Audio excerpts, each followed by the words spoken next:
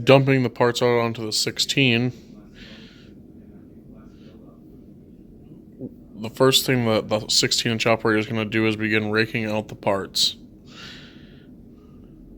And they're going to attempt to do it as evenly as possible so that once they're evenly distributed, they can get a good chance of blowing all the parts out with the air wand. And now you can see he's starting from the front, and he'll be working his way to the back to make sure that he gets all of the parts blown. And that's just because the belt is moving in a forward motion. So if you don't start from the front, you have a good chance of missing out on blowing off some of the parts. And then that just leads to more problems with recess fill in those drives. Now, you'll see him move in multiple different directions throughout the video.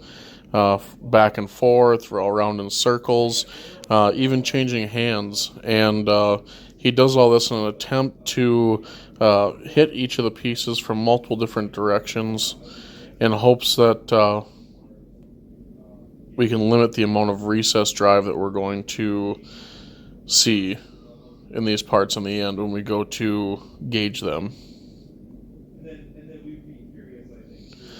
Now, another important thing to remember when dealing with recess parts such as these is blowing the parts out is very important, but also when we remember back to our viscosity and setting up the coating, if your traveler says that the viscosity is supposed to be, let's say, between 30 and 35, it's always going to be in your best interest to set that viscosity closer to that 30 number or the lowest number that the traveler is going to allow you to.